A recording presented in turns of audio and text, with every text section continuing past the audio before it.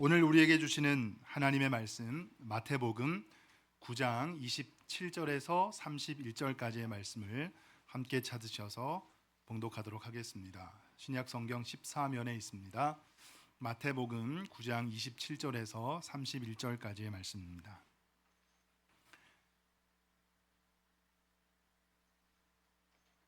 성경을 다 찾아주시면 감사하겠습니다. 혹시 성경을 갖고 오지 못하신 성도님이 계시면 준비된 화면을 보셔도 좋습니다. 우리 마태복음 9장 27절에서 31절까지의 말씀을 우리 한 절씩 교독하고 31절 말씀 같이 읽도록 하겠습니다. 제가 먼저 27절 하나님의 말씀 봉독하겠습니다. 예수께서 거기에서 떠나가실새 두 맹인이 따라오며 소리질러 이르되 다윗의 자손이여 우리를 불쌍히 여기소서 하더니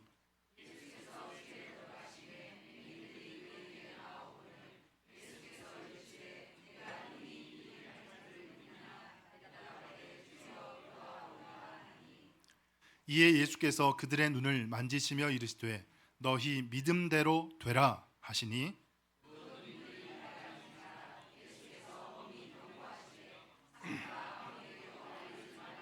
함께 읽습니다. 그들이 나가서 예수의 소문을 그 온 땅에 퍼뜨리니라. 아멘. 멈추지 말고 지금보다 더 나은 삶을 살라라는 제목으로 오늘 하나님의 말씀을 증거하도록 하겠습니다. 모든 현대인들은 자기도 모르는 사이에 6 종류의 마음의 감옥에 다 갇혀 있다라고 주장하는 글이 있어서 소개해 드리려고 합니다. 모든 현대인들이 겪고 있는 이 6가지 마음의 감옥, 그게 뭘까요? 이 마음의 감옥에서 해방되지 않는 한 그 어떤 사람도 단 한 번뿐인 귀한 인생을 참된 샬롬과 평안과 기쁨을 누리며 살 수 없다. 자, 그렇게 이야기를 하고 있거든요. 이 감옥에서, 마음의 감옥에서 해방되어야 된다는 거예요. 이게 해결되지 않고서는 참된 행복, 인생의 만족을 누리며 살 수 없다. 자, 그런 의미로 이렇게 이제 주장을 하고 있는데요. 한번 소개를 해드릴 테니까 우리 사랑하는 성도님들 혹시 나도 여기에 해당되어 있지는 않은지 한번 들어보시면서 나는 몇 가지에 해당이 되나 한번 생각해 스스로 한번 채점해 보시기 바랍니다. 첫 번째 과목은 나만 잘났다, 나만 옳다, 내가 제일 예쁘다 라고 생각하는 자아 도취의 감옥이라는 거예요. 내가 제일 잘났다, 내가 제일 똑똑하다, 내가 제일 잘생겼다, 이렇게 생각하는 자아 도취의 감옥. 자, 두 번째는 뭐냐? 다른 사람의 장점은 보지 못하고 단점만 찾아내서 비판하는 비판의 감옥에 갇혀 있다는 거예요. 비판의 감옥. 자, 이런 분들은 다른 사람들이 가지고 있는 단점만 보는 거예요. 장점이 있음에도 불구하고 굳이 그것을 외면하면서 단점을 찾아내기 위해서 아주 부단히 애를 쓰시는 것이죠.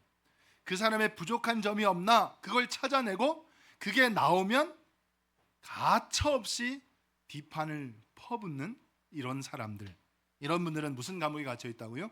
비판의 감옥에 갇혀 있다. 첫 번째 자아 도취의 감옥, 두 번째 비판의 감옥. 자, 세 번째는요, 불안과 절망의 감옥이다. 불안과 절망의 감옥. 자, 이 감옥에 갇혀 있는 분들은 매사를 다 부정적으로 생각하는 거예요. 절망적으로 보는 거예요. 이야, 큰일 났다. 미국과 이란에 전쟁이 일어났으니까 이거 석유값 계속 올라가서 어떡하냐. 경제가 너무너무 안 좋아지겠는데 우리나라도 큰일 났다, 큰일 났다. 지구온난화가 이미 문제의 심각성이 제기된 지가 오래됐는데 이거 점점 겨울이 겨울 같지 않고 여름은 너무너무 뜨겁고 큰일 났다, 큰일 났다. 비가 오면 어떻게 해요? 집신장사하는 우리 아들 큰일 났다. 해가 쨍쨍하면 남학신 장사하는 우리 아들 또 큰일 났다, 큰일 났다. 모든 상황을 절망적으로 보는 거예요. 자, 이 유형이 바로 뭐라고요? 불안과 절망의 감옥이다. 또 하나 네 번째는 뭐냐면요, 과거 지향의 감옥에 갇혀 사시는 분들이에요. 과거 지향의 감옥. 자, 이 감옥에 갇혀 있는 분들은 어떻게 생각할까요? 항상 과거가 좋았다고 생각하는 거예요. 그때 정말 좋았는데, 내가 50만 되어도 날아다닐 것 같은데, 그때가 정말 좋았는데, 40대만 되면 내가 정말 좋을 것 같은데, 그때가 정말 좋았는데. 여러분 정말 그때가 좋으셨습니까? 40대, 30대, 특별히 우리 어르신들 정말 그때가 좋으셨나요? 제대로 드실 것 잡수지도 못하고 얼마나 고생들 많이 하셨어요. 그래도 정말 그때가 좋았습니까? 그럼에도 불구하고 옛날이요, 너무 좋았다. 늘 과거가 좋은, 대학 때가 좋았고, 고등학교 때가 좋았고, 초등학교 때가 좋았고, 그러면서 점점점 어떻게 해요? 마지막에 엄마 뱃속이 제일 좋았는데. 늘 과거 지향의 감옥에 갇혀 사는 유형들. 또 다섯 번째는요, 항상 남의 것, 나한테 주신 것 좋은 건지는 모르는 거예요. 늘 언제나 남의 떡만 크게 보는, 늘 남이 가진 것만 좋게 보는 선망의 감옥에 갇혀 살아가는 사람들이에요. 이런 분들은 다 그렇죠. 우리나라는 너무너무 안 좋아요. 우리나라는 안 좋고, 그 다른 나라, 저기 유럽에 뭐 스웨덴, 막 독일, 막 미국, 저기 가면 뉴질랜드 뭐 이런 데가 참 좋다고, 호주 너무 좋다고 하는데, 우리나라의 좋은 거는 하나도 모르고 나가 보면 깨닫는 거야. 우리나라가 정말 좋은 나라구나. 근데도 불구하고 어떻게 해요? 늘 남의 나라가 좋은 거예요. 다른 나라가 좋은 거예요. 여러분 조그만한 감기, 조그만한 거에도 지체 없이, 고민 없이 병원으로 가서 돈 몇천 원 내고 치료받을 수 있는 나라 우리나라밖에 없어요. 제때 병원도 못 가는 거예요. 그런데도 늘 다른 나라가 좋은 거예요. 남이 가진 것만 커 보이고, 남이 가진 것만 더 좋아 보이는 이 선망의 감옥에 갇혀 사는 사람들. 그 다음은 다른 사람이 잘 되는 것을 볼 수가 없는, 남이 잘 되는 것은 도저히 그냥 보아 넘기지 못하는 증오와 시기와 질투의 감옥에 갇혀 사는 사람. 자, 이런 유형은 또 어떨까요? 항상 남 잘 되는 거 그래서 이분은 늘 배가 아픈 분이에요. 시도 때도 없이 배가 아픈 분. 왜냐하면 남이 계속 잘 되니까.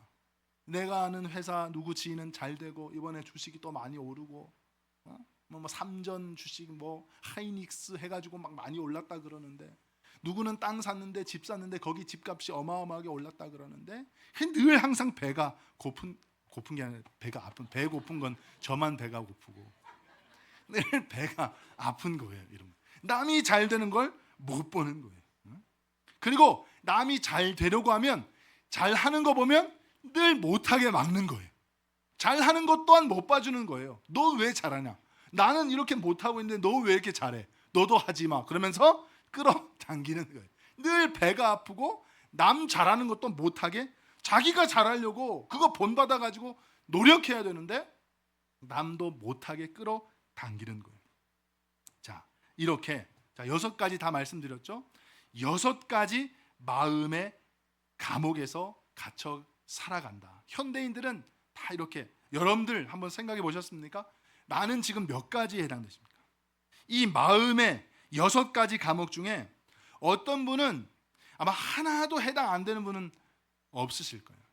어떤 분은 이 중에 하나 감옥에 갇혀 있는 분이 있고, 어떤 분은 한 2개, 어떤 분 혹시 나는 대6가지 다 지금 내 삶 자체가 지금 들어보니까 감옥인 것 같습니다. 혹시 그러신 분이 계십니까?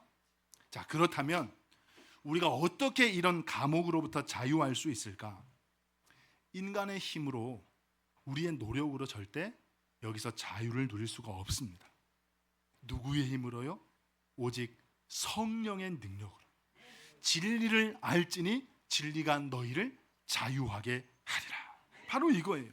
여러분, 사도행전에 보십시오. 바울과 실라가 감옥에 갇혔습니다. 이분들은 방금 제가 말씀드린 마음의 감옥이 아니라 실제 실존하는 감옥에, 실제적인 감옥에 갇혀 있었어요. 감옥에 갇혀서 자유를 잃어버렸습니다. 착고가 채워져 있었습니다. 문이 잠겨 있었습니다. 고통 중에 있을 때에, 그러나 그들이 뭘 선택했습니까? 감사하고 찬송했어요. 찬양하고 하나님 앞에 감사하며 기도했을 때 기적이 일어납니다. 지진이 일어나요. 옥토가 흔들리고 문이 열리고 착고가 풀어지는 역사가, 그래서 자유와 해방을 누가 주셨습니까? 하나님이 허락해 주신 자유와 해방을 누리게 된 것. 여러분, 우리의 마음의 감옥도 마찬가지인 줄로 믿습니다. 진리이신 예수 그리스도, 그분 안에 힘이 있는 거예요. 그분을 인격적으로 만나시고 사랑하는 성도님, 어떤 상황이 있든지 감사함으로 하나님 앞에 찬양하고 기도할 때 우리를 억누르고 있는 그 마음의 짐, 우리를 가두고 있는 그 마음의 감옥으로부터 기쁨과 자유, 해방을 누리시는, 모든 마음의 감옥들이 무너지고 인생의 참된 행복과 참된 만족을 누리시는 저와 여러분들 되시기를 예수님의 이름으로 축복합니다. 단 한 번뿐인 인생, 한 번뿐인 인생을 우리 스스로 만든 그 감옥에 자꾸 갇혀서 허덕이는 인생이 아니라 자꾸 갇혀서 샬롬, 주님이 원하시는, 주님이 기뻐하시는 참 평안을 누리지 못하고 그냥 그저 그렇게 살다가 죽는 인생 되지 않기를 간절히 소망합니다. 다시 한 번 더 주님의 참 기쁨과 평안함 가운데 충만한 은혜를 누리시는 우리 모든 양무리 교회 성도님들, 우리 자녀들 다 되시기를 예수님의 이름으로 축복합니다. 자, 오늘 우리에게 허락해 주신 하나님의 말씀, 마태복음 9장 27절 말씀입니다. 이렇게 말씀합니다. 예수께서 거기에서 떠나 가실새 두 맹인이 따라오며 소리질러 이르되 다윗의 자손이여 우리를 불쌍히 여기소서 하더니. 자, 그 다음 말씀도 볼까요? 네, 그 다음도 보겠습니다. 예수께서 집에 들어가심에 맹인들이 그에게 나아오거늘 예수께서 이르시되 내가 능히 이 일을 할 줄을 믿느냐? 대답하되 주여 그러하오이다 하니, 이에 예수께서 그들의 눈을 만지시며 이르시되 뭐라고 하셨어요? 너희 믿음대로 되라 하시니, 그렇게 말씀하셨어요. 자, 소망을 다해서 여러분, 소망을 품으시고 저를 따라 힘차게 또 한번 외치겠습니다. 예수님으로 믿자. 예수님을 뭘로 믿자고요? 예수님으로 믿자. 자, 오늘 이 맹인들에게 놀라운 기적이 일어났어요. 그죠? 그 기적이 뭡니까? 앞을 보지 못하다가 이분들이 눈을 뜨게 된 거예요. 너무 선명하게 앞을 잘 볼 수 있게 된 거예요. 그 기적을 경험하게 된 첫 번째 비결이 뭐냐? 예수님으로 믿었다는 거예요. 예수님을 부를 때 뭐라고 불렀어요? 저기요! 이렇게 안 했어요. 저기요, 여기요, 아저씨, 사장님, 선생님, 이렇게 안 불렀어요. 뭐라고 불렀어요? 다윗의 자손이요 그랬어요. 여러분, 다윗의 자손은 곧 무슨 말일까요? 메시아라는 뜻이에요. 다윗의 자손은 메시아, 곧 구세주란 말이에요. 구세주. 여러분, 믿으십니까?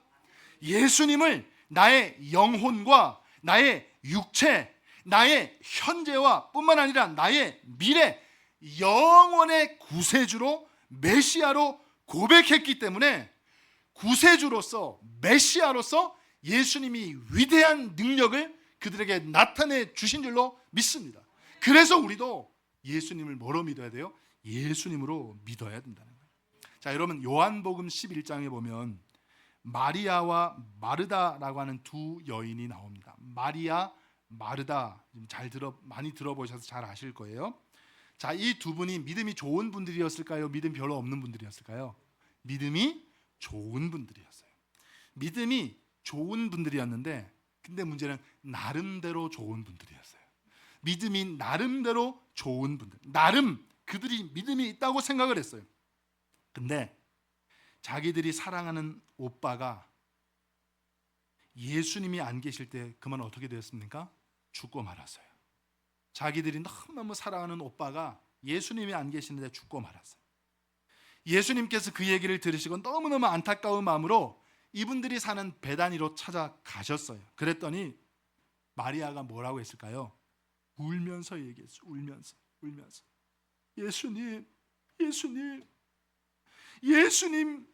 예수님이 우리 오빠가 살아있을 때 여기 계셨더라면, 우리 오빠가 죽지 않았을 텐데, 예수님이 안 계실 때 우리 오빠가 죽고 말아서 이제 방법이 없습니다. 예수님이 너무 안타까워하셔요. 마르다한테 너도 그렇게 생각하니 마르다야? 그랬더니 마르다가 뭐라고 해요? 예수님, 저는 예수님의 능력을 알고 있습니다. 예수님의 능력을 알고 있기 때문에 예수님, 우리 오빠가 살아있을 때 여기 계셨으면 분명히 고쳐주셨을 텐데 이제 우리 오빠가 죽어버려서 아무 소용이 없게 되었습니다. 사랑하는 성도님들께 여쭤봅니다. 여러분, 우리 예수님이, 여러분 각자 좋아하시는 병원에 자주 보시는 의사 선생님들 계시죠? 나름 다 좋은 분들이죠, 그죠? 누구한테 소개시켜주고 싶으신 분, 누가 아프다 그러면 나랑 똑같은 질병 야, 그 병원에 한번 가봐.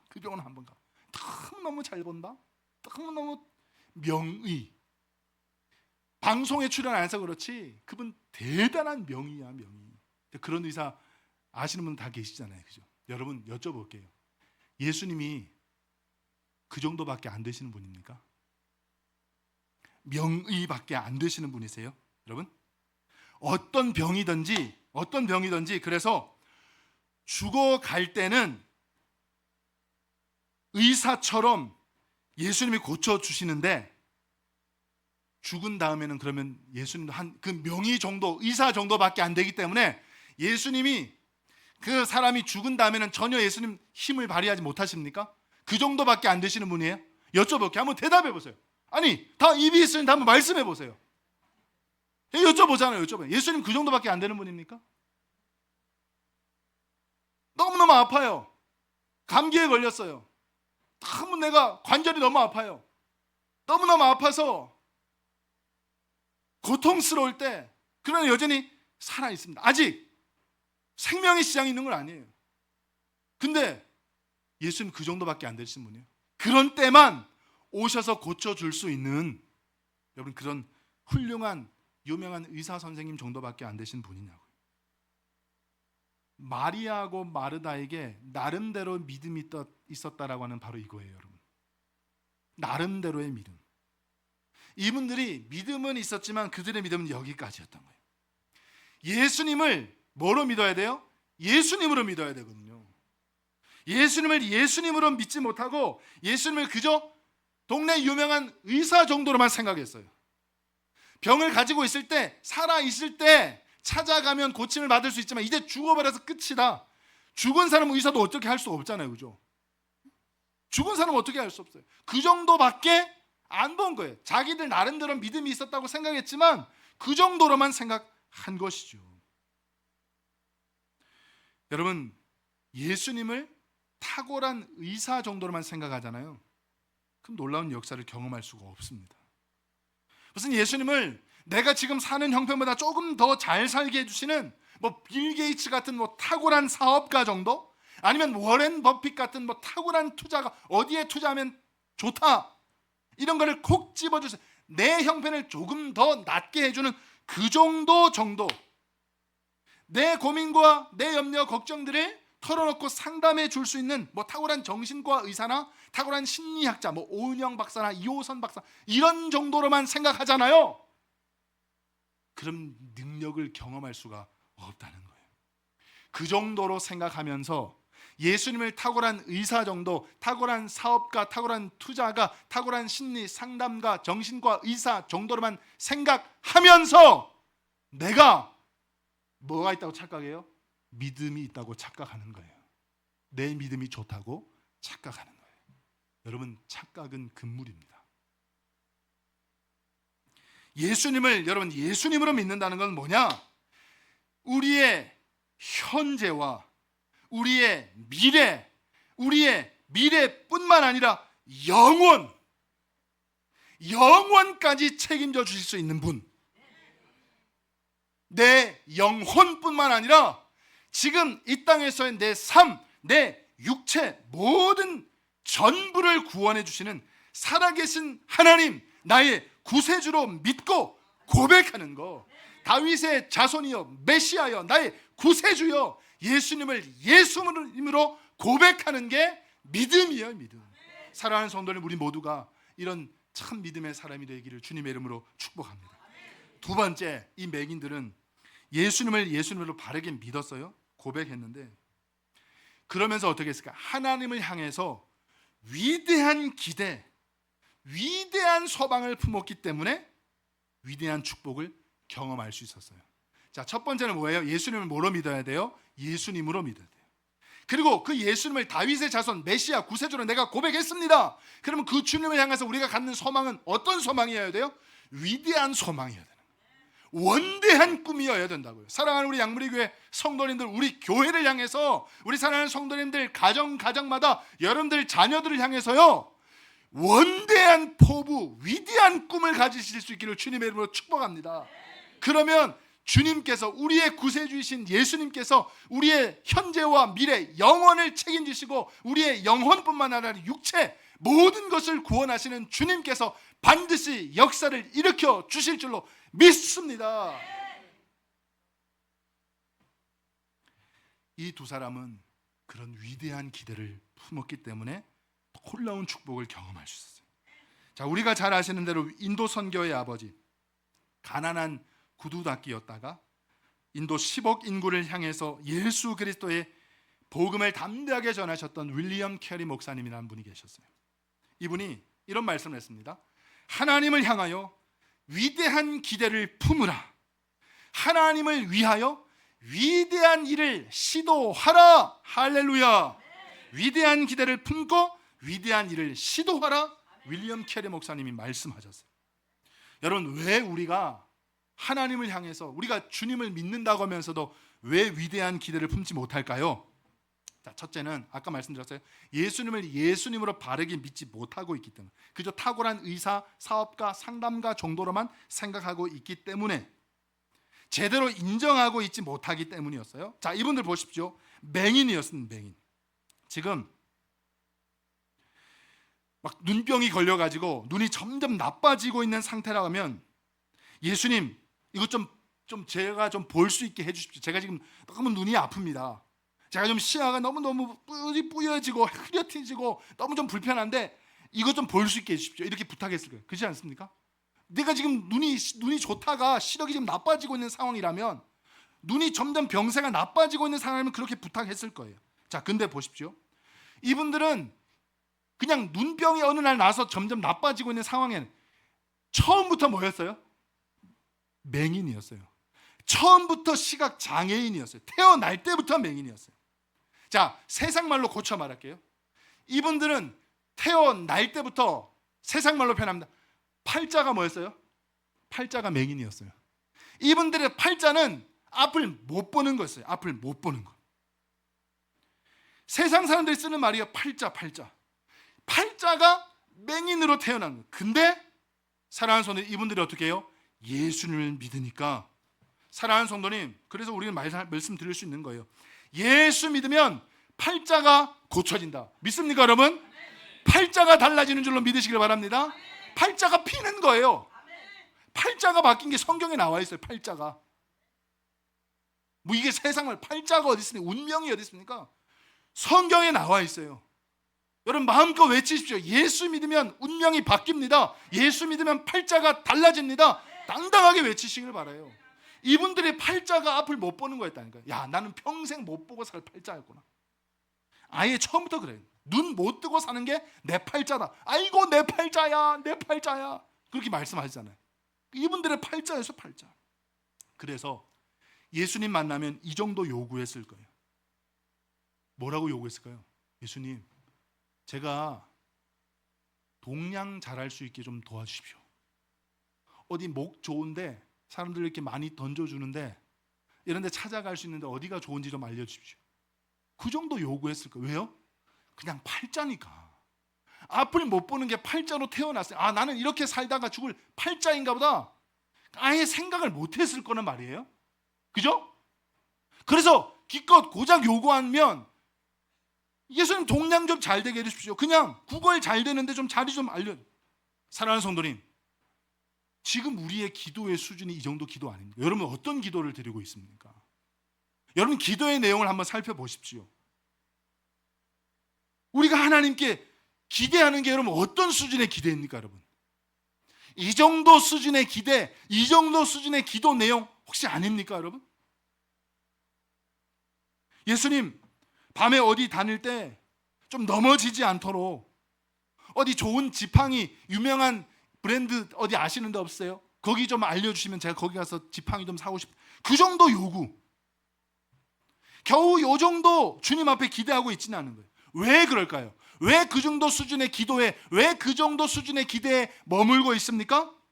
만왕의 왕, 만주의 주, 우리의 창조자, 우리 인생의 처음과 끝을 주관하시는 전능하신 하나님, 그 하나님을, 예수님을 다윗의 자손으로 메시아로 고백하지 못하니까, 그렇게 바르게 믿지를 못하니까 우리의 기도가 그냥 그 수준에 머무는 거예요.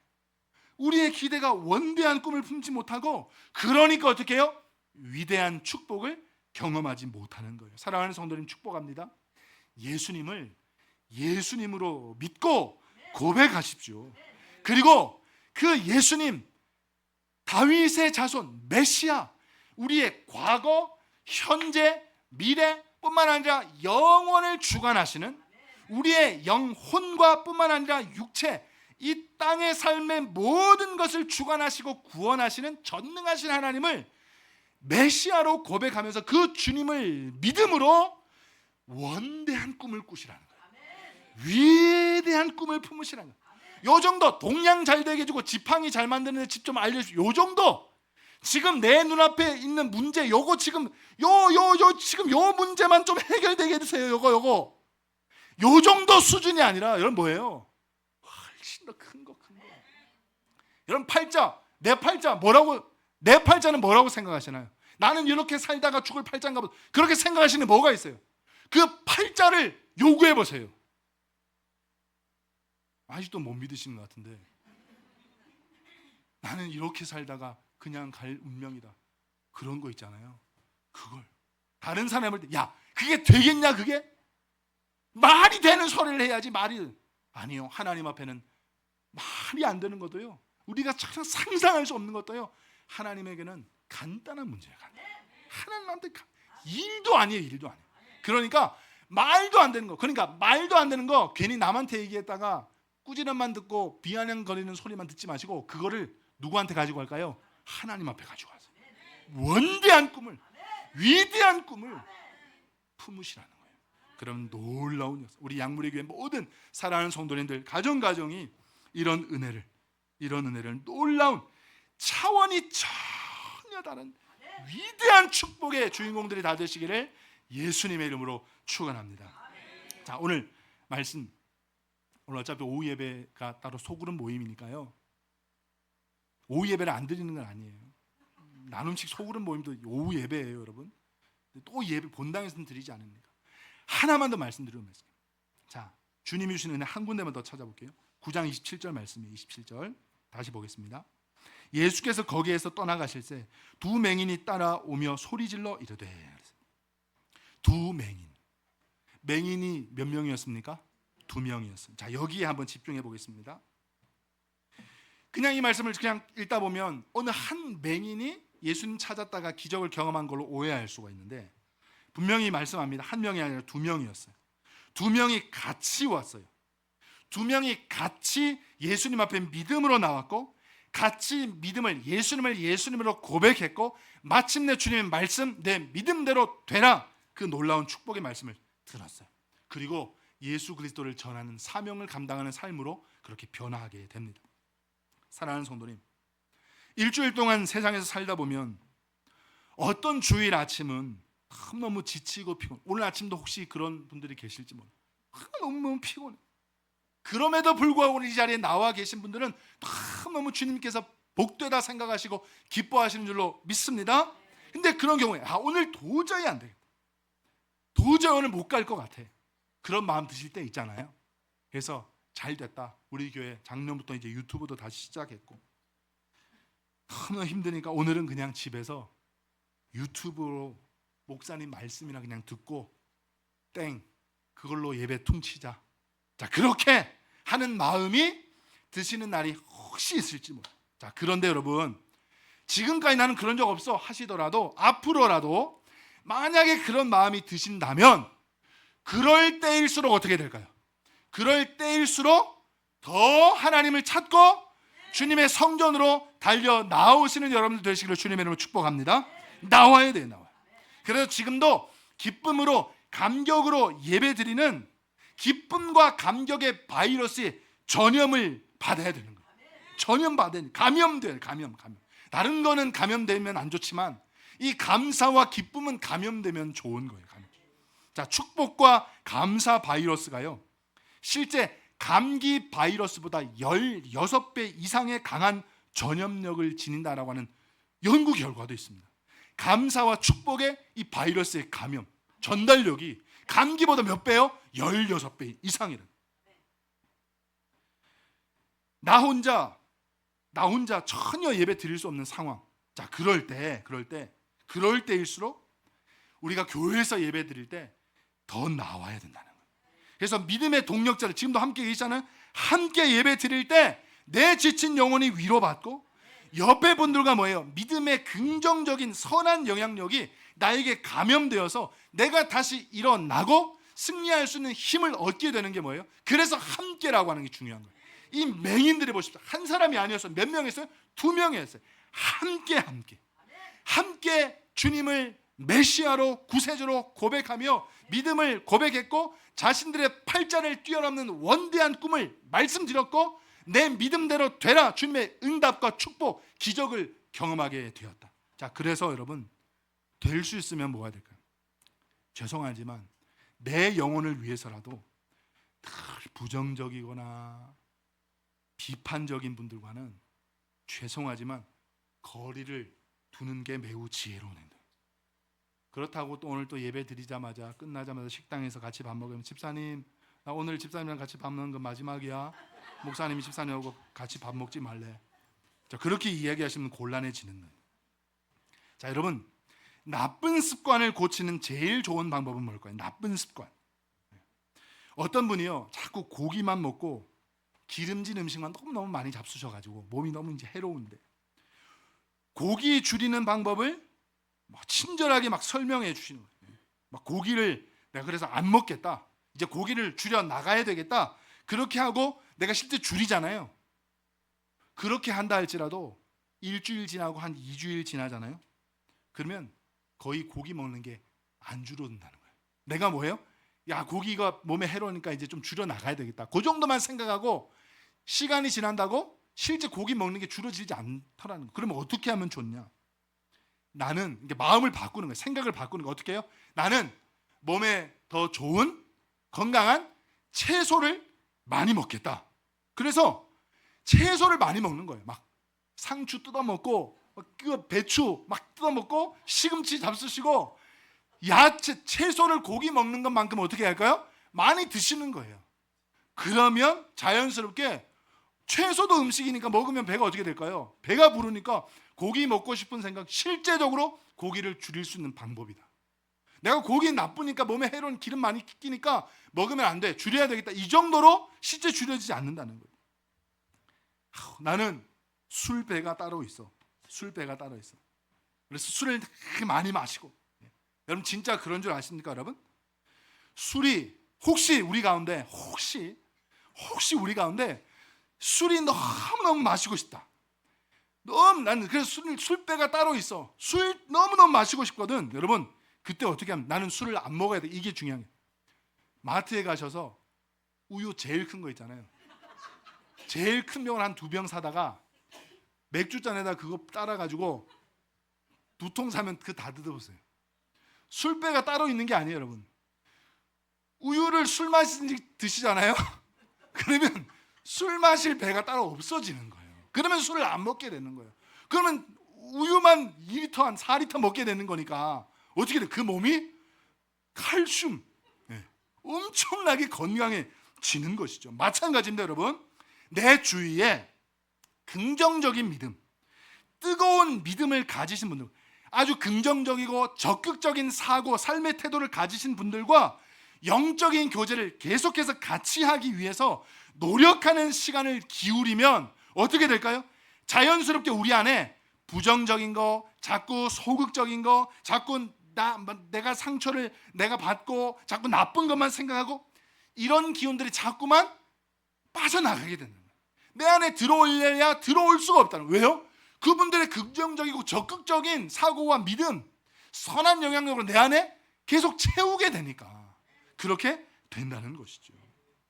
오늘 이 두 맹인 바로 그런 삶의 자세, 그런 신앙의 태도로 주님 앞에 놀라운 축복을 이 함께라고 하는 거예요. 그래서 이 두 분이 함께 했기 때문에 은혜 받았다는 것을 여러분 꼭 기억하실 수 있기를 바랍니다. 말씀을 맺습니다. 몇 년 전에 사람의 발길이 거의 닿지 못하는 저 태평양 망망대해 한가운데요, 우리 대한민국 한반도에 2배 아니라 5배 아니라 7배 되는 엄청난 크기의 섬이 생겨났다는 보고가 들어온 적이 있습니다. 어디예요? 태평양 저기 한가운데 한반도에 7배 큰 엄청난 면적의 섬이 새로 생겼대요. 인공위성으로 학자들이 지구를 보는데 저기는 도저히 사람이 갈 수가 없는데 어떻게 저기 저렇게 한반도 7배 달리는 엄청난 면적의 섬이 생겨날 수 있는가? 그래서 이 지질학자들과 전문학자들이 인공위성을 통해서 자세하게 연구를 했다는 거예요. 연구를 거듭해 봤더니 화산 폭발이 일어나고 막 지각 변동이 일어나서 그렇게 된 게 아니라 바다 위를 떠돌던 수많은 쓰레기들이 조류에 의해서 계속해서 떠다니다가 그 조류가 모이는 곳에 결국엔 어떻게 해요? 쓰레기장, 난지도처럼 모이게 되고 쓰레기 섬을 이루었는데 그 쓰레기 섬의 크기가 한반도 7배 크기나 되는 그 정도로 쌓이게 되었다는 거예요. 거기 보니까 어마어마하게 막 큰 거, 배 난파된 조각들, 비행기 부서진 것, 이런 것들이 다 있는 거예요. 무슨 말입니까, 여러분? 아무리 커도요, 생명이 없으면 조류에 이리저리 휩쓸려 다니다가 결국 쓰레기 산을 이루는 쓰레기에 불과하게 자기의 인생을 마치게 된다라고 하는 말이에요.